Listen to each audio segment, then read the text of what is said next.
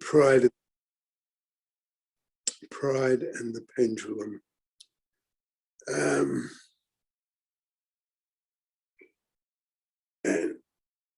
And I work it out, and this is very big for me, that it's sort of 49 days till what will be the anniversary of David Pelham's death, which we want to celebrate, and using that day to have a year of celebrating him in different ways, which won't be easy, because in a way, David came out of nowhere and then disappeared after, what, 10 years?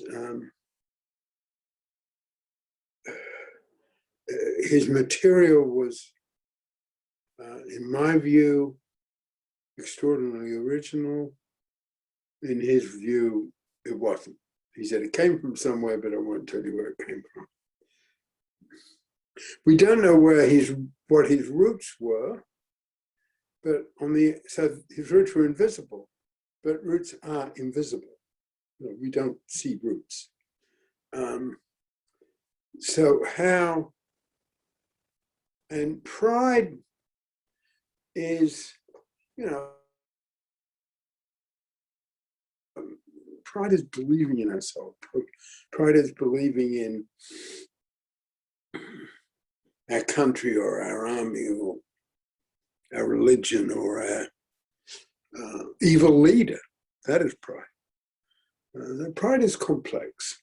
We're not denying any of the complexity of it.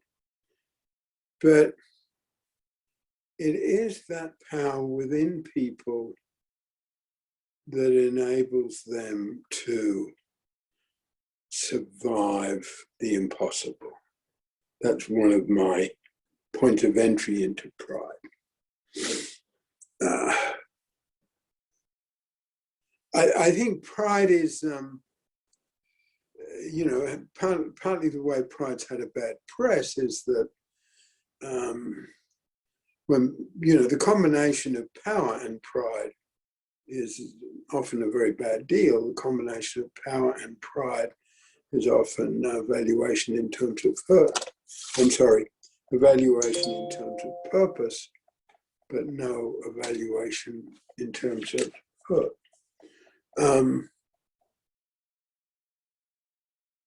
But it is the, belief in ourselves that's sort of in the common sense, in, fire in our belly,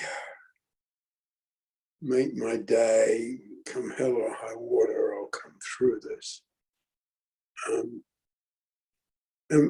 if we look at the issue of pride in a current context in America, which I personally, which from my point of view is too scary not to be vocal about, okay? There's lots of, I happen at the moment to be something of an expert on the ancient Greek cities, and particularly the ancient Greek cities of Sicily. But our logo is from an ancient Greek city called Pendulum, which is in Italy, southern Italy, and quite close to where we run summer and late summer programs and have for more than 50 years. And, in a slightly sort of dreamy way, we look back at Greece as, the wonderful place that founded democracy. But if you look at it in any detail, there was horrible stuff there, okay? And the fragility of democracy was, has always been obvious if you study it with any, or look at it with any thoroughness. I'll use that word, thoroughness.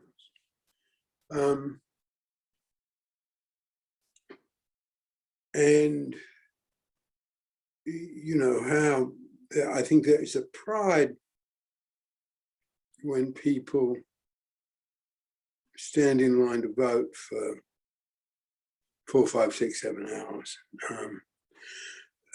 I think that there was an enormous pride when Nelson Mandela came out of jail after 27 years in jail, and came out full of pride,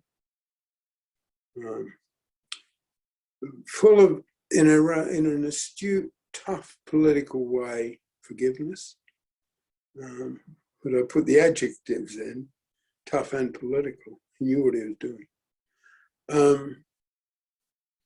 But people stood in lines that were colored people, black people in South Africa. You know, had suffered persecution forever. You know, the first time they ever got a chance to vote. You know, the lines were sort of miles long. That's pride. And it's a fire that is stronger when it's joined up with other people's prides, when we're talking about social or political movements, or a group of people surviving a Holocaust, concentration camps, natural disasters. Yeah, I guess there's a movie I loved, and it showed my generation. Clark Gable, Diana Durbin, and Spencer Tracy. Okay, that's going back some time. But the movie San Francisco, and it was about the earthquake and the and yeah, there's something about the end of that movie.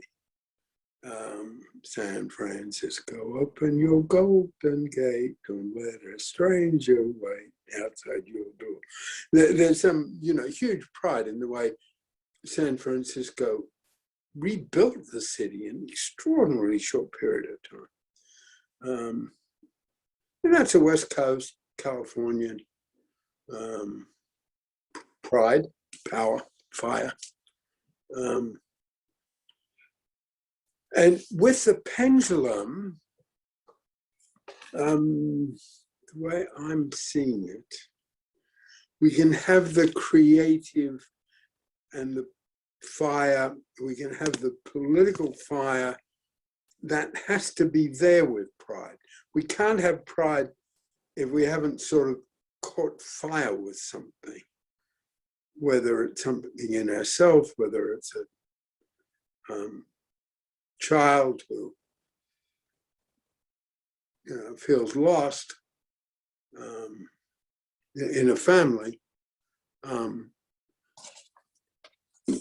Novel I've just finished. It's anyway, Melissa Harrison, All Among the Barley. It's in its own way. No, let me back off a bit. I would like people to read it, and spoilers alert, I'm not going to say anything about it. Okay, yes, definitely. But I would like people to read it, because I want to talk about it at other times. In terms of this context.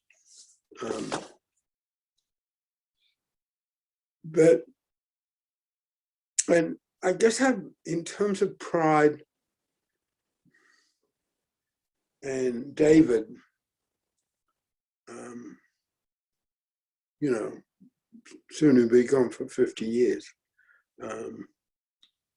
And his work would have disappeared without us, no question. Of that, there's no doubt, no doubt. Yes, I guess I should own my own pride. And without me, David Pelham's work would have disappeared.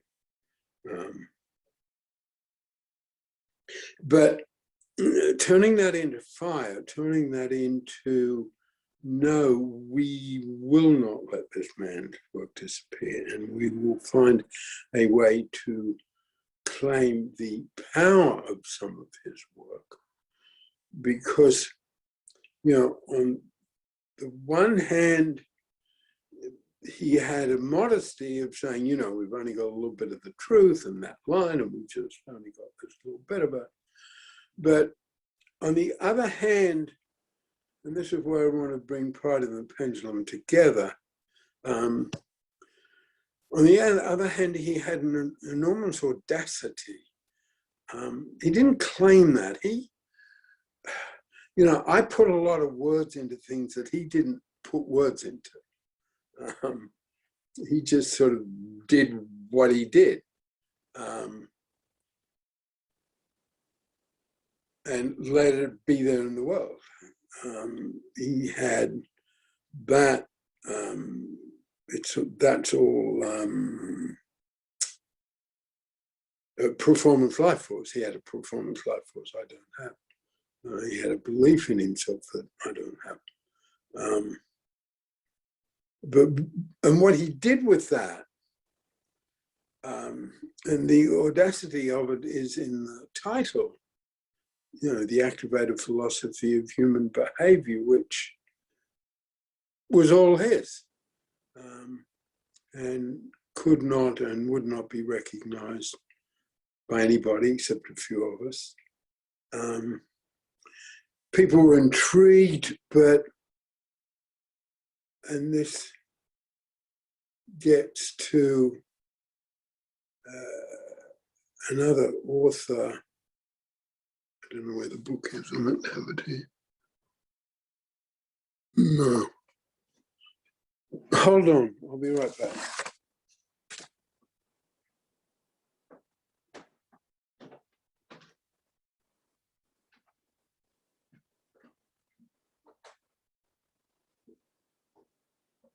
But it deserves all the good reviews it got. So does Isabel Winkleson, however you pronounce her name. She wrote a book called The Warmth of Other Suns, which is a classic book of, she's a Black author, a classic book of the migration of Black people from the South to the North. Extraordinary. That was an extraordinary book. This, which is called Caste, because she is, taking this, she's an academic. She's taking the civil rights movement and putting it in the context of caste rather than race. It's an interesting sort of point of view. She's done something quite extraordinary there, which relates, anyway, that's that. Which relates to our point of view in terms of the power and at times the lack of power in, what we call the community strand as against the official strand in the professions and careers that are about helping people. I don't know anywhere else who's put those sort of two together. But her concept of class, one thing she did was go to India and sort of study the question of class there, and high caste and low caste to so-called untouchables. that sort of comes into our point of view of, you know, from AA to the women's movement to Black Lives Matter, you know, people who were not naturally recognized for having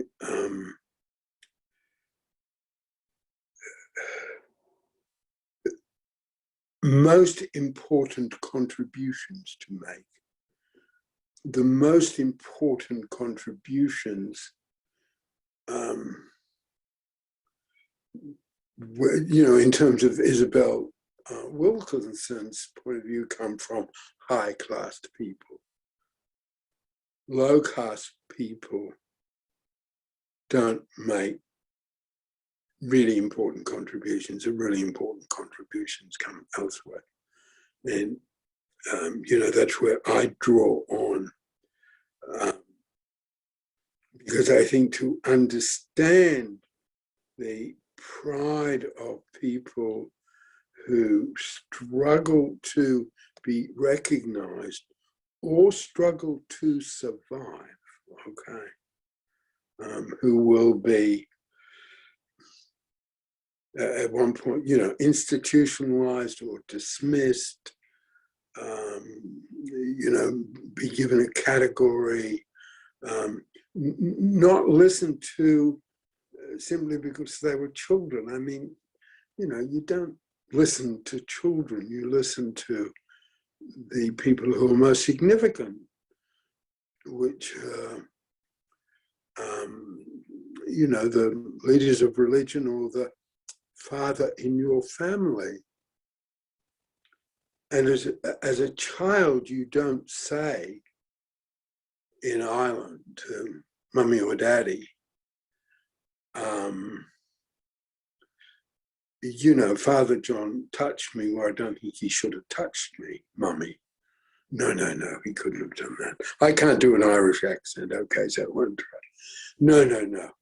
You know, Father John, Father John, Father John, Father John, you know. He's a priest. No, mummy, he touched me between my legs, he did. And, you know, for centuries that was not. For centuries, children who would make those statements would be dismissed. Make those statements would be institutionalized. And Isabel Wilkinson is putting that in the concept of caste, which is very, you know, fits. Power tends to corrupt, and absolute power tends to corrupt absolutely. And people in the official strand need to respect and listen to people in the unofficial strand, and people in the unofficial or community strand, the followers of David Palin, we'll put it that way. You know, if we don't have pride, we'll go under. You know, if we don't have pride, if we don't have some sort of fire in our belly, the tides of time will just wash over us and it will be gone. So I guess, you know, our work on pride, and I need, you know, I know I've got, it's work in progress. I need to do more about it, sort of about defining where it is and where it belongs.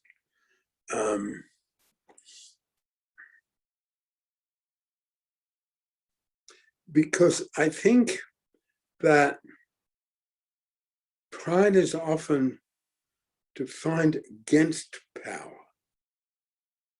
Yeah, Black Lives Matter. I mean, that's, you are saying we do not matter. You know, you are the majority, you are the powerful, you have been, quote, masters, close quote. And you are defining we do not matter. At death, I mean, at death does not matter. The death of a 14-year-old black boy does not matter as much as the death of a 14-year-old white boy. particularly if the 14-year-old white boy is the sheriff's son or the congressman's son, the mayor's son. So what we're looking at with pride, and what I want to get to is, how's it work?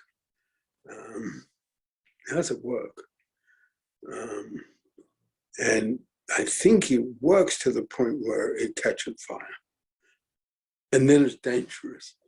And what we got with a pendulum, as I mentioned earlier, is a way to direct that fire, to control that fire.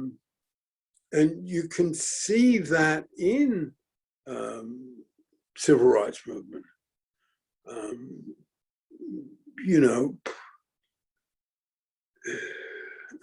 Alabama in 4 or 5 months before the girls were killed. And the church was surrounded in Montgomery. And it looked as though they might have all been killed. The pride in the music, which is another point we touched on here, the pride in the mass meetings, the pride in their religion, and the way they located pride in their, I'm not a religious person, but the way they created pride in their religion, the way they created pride in their relationship to God, in their relationship to Jesus, in their relationship to a Christian belief, was hot, but controlled, okay? And I think the whole concept of political power through nonviolence, and if you take it back to Gandhi and look at Gandhi and look at the civil rights movement, look at Nelson Mandela when he came out of jail, or Nelson Mandela sitting through 27 years of jail. It was intense emotions that have every right and reason to swing out of control. And I think in all those situations, particularly with the three of them, Gandhi, Mandela, Dr. King, all of them were sort of teaching the pendulum over and over again.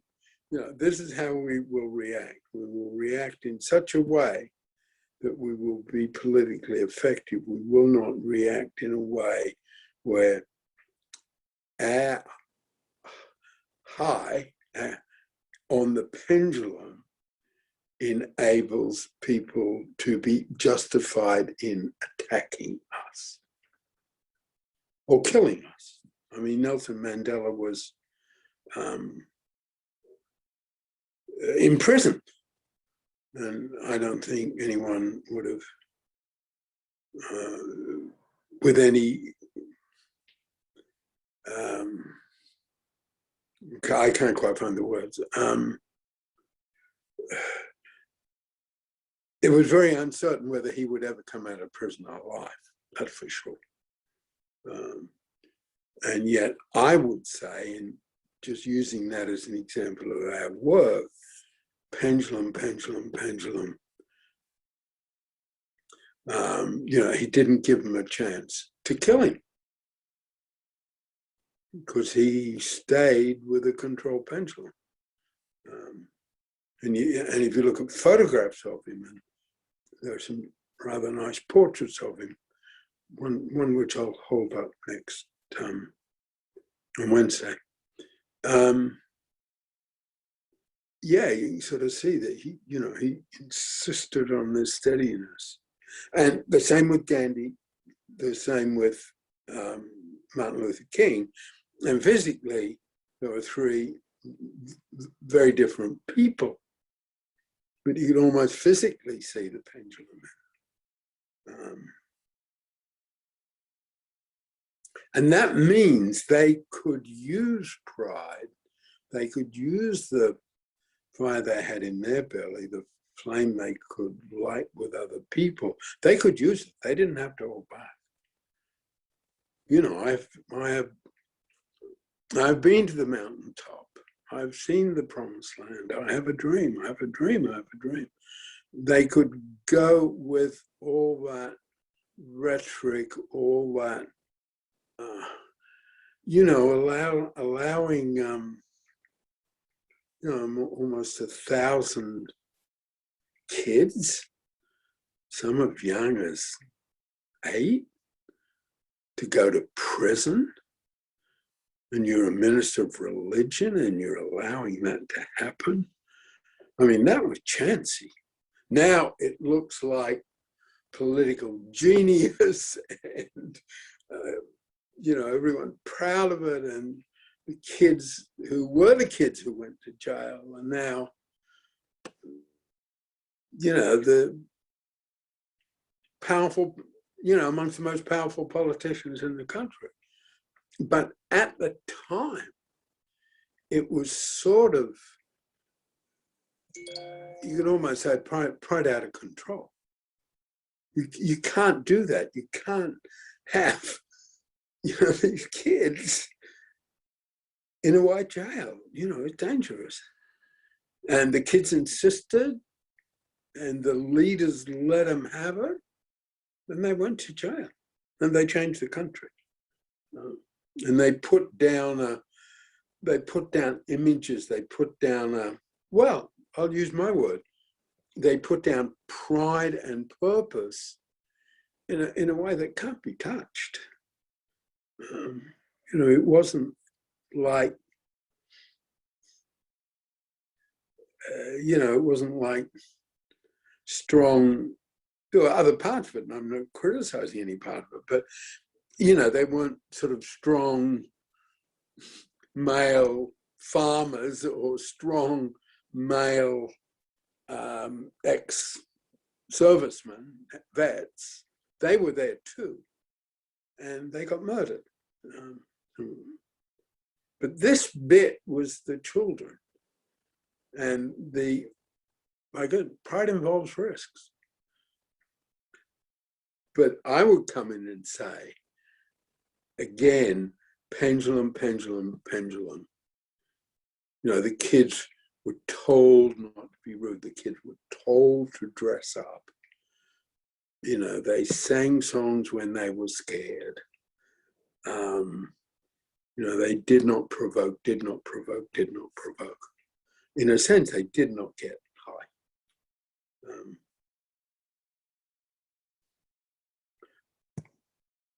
So, anyone got things they want to come in and say about that? Cynthia? I don't know if this is directly on topic, but one of the things that I was thinking about when you were talking about, you know, pride along with power can be dangerous. But I'm also thinking there are actually some dangers, I think, to power without at least some sense of pride or some sense of goodness or virtue or something. Because I'm thinking, well, because I think when you have power without pride, you get something that's Machiavellian almost. You know, it gets very, you know, and I think in terms of, you know, the past president of the United States, in a lot of ways, he had no, I mean, well, he had no shame, but I think that goes along with not having pride, is not having the sense of shame. I mean, he would just lie shamelessly. He didn't care. And I mean, there's a certain amount of things that, you know, maybe a fire that there's something about pride. Maybe it's combining it with purpose, or at least the right kind of pride, that makes you want to be good, makes you want to elevate yourself, wants you. I mean, like you say, he didn't care. He just lied shamelessly, and he could care less. And I'm also thinking about like when I was in MCC and with in the gay and lesbian community, and you'd see a lot of things that showed people when people didn't have any pride, they didn't really care. I mean, they didn't care if they, you know, what they did. They didn't care what they, you know, who they slept with. They didn't care. I mean, there's just a lot of things that if you don't have pride, you don't, there's certain things that you just don't care about, and you just do what you have to do to survive. And there's something, I mean, I guess, I mean, as there's a pride in being able to survive, but there's also, I'm not, maybe it's the performance life force or something that allows you to do something for more than cynical reasons, to really care about something. You know, and back to the former president, you know, when he did the Capitol riot, he was a coward about it. I mean, you know, he didn't, he basically said, you go do this, and then he denied it in the background. I mean, there's a certain, so I don't know. Those just some thoughts that ran through that kind of floated through my mind as you were talking. So Yeah, no, I think they're really important, Cynthia. Thank you. One of the ways I think we can, you know, what we've got behind us is the material, and there's a good, I'm pretty sure there's a good paper in the manual, which I hoped to rewrite and represent.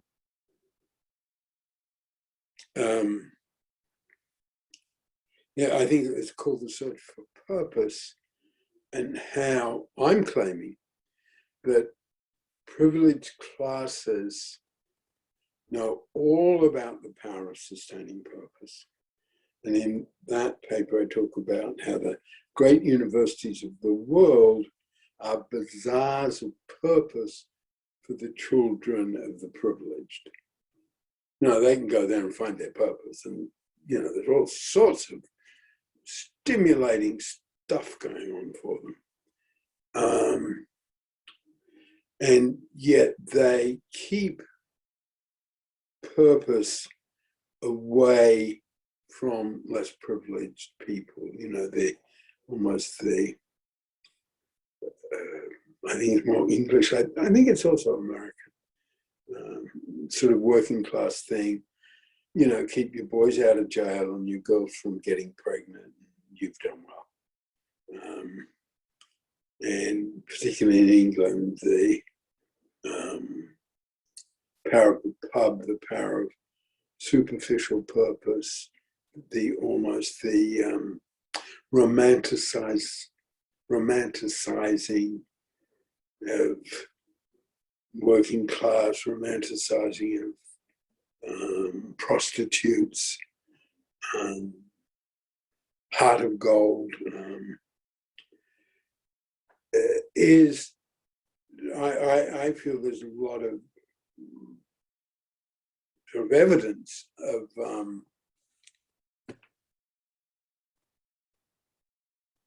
and it's around education as well. The children of migrant farm workers in the States, you know, let's keep them uneducated. Let's make sure that education is not very good.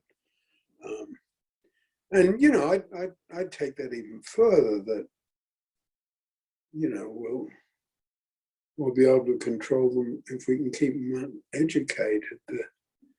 You know, it's a category, isn't it? White male without college degree.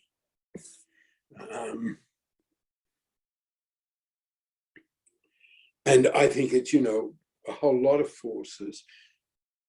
The privileged get a chance to find sustaining purpose. And of course, one said, well, you know, what could be more satisfying than, you know, being at home and raising children?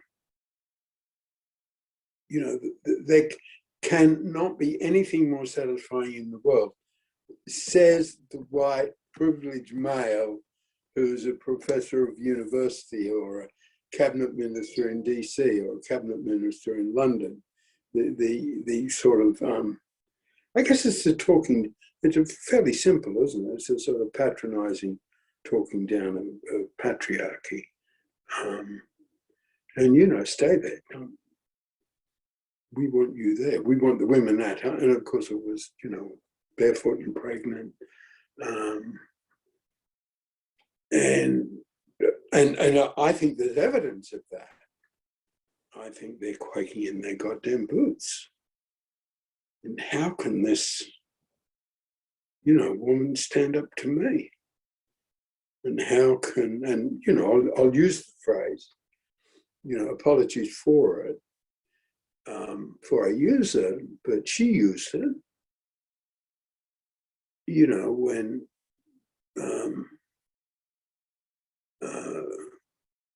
AOC was called a fucking bitch by a white male congressman and overheard. There's no question he said it. And when she stood up in Congress and said, he called me a fucking bitch,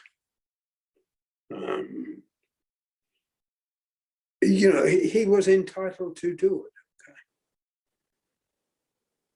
I mean, she was a member of the United States House of Representatives, but he was entitled to do it because she was, quote, a slip of a girl from Puerto Rico, close quote.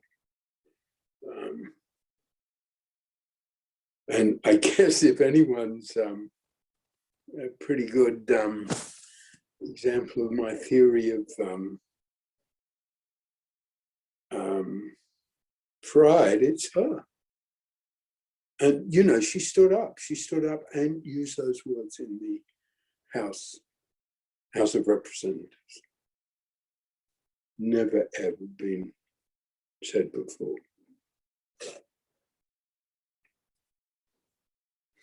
And I think that, and his sort of response, and the response of the people around him was, I think, sort of touches on your point, Cynthia, was sort of, he had no pride on the one level. He had entitlement. He didn't have pride.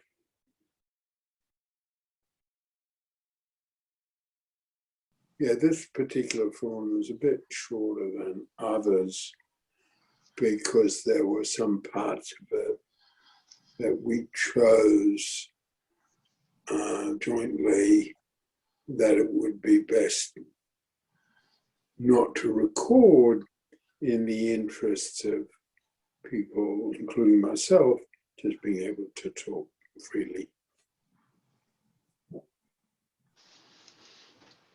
Yeah, that comes up in journalism, doesn't it? Someone giving information, but not giving their name. Okie dokie. We'll stop there. I'm in Norfolk and it's 7:30 here, and there's still a lot of light in the sky because our clocks changed last night, and I love it. I wouldn't mind it being warmer. I grew up in Australia, but I still like the light. That's me. Nikki, do you want to go next? In Wimbledon, 7:30 here, same weather. Thank you. Okay. Elizabeth? Elizabeth and Eugene. It's 11:30 in the morning, and it's getting sunnier. Okay. Mary? I'm Mary in Rosarito Beach, and I think it's still sunny out there. Yes, it is. It's 11:30 here too. Okay, Cynthia? Cynthia, Kankakee, Illinois, and it's still sunny and it's about 1:30. Okay. Well, thank you for coming. And I'll see you Wednesday and watch this space. Okay. Bye-bye. All right. Bye. Bye, everyone. Bye Bye-bye. bye.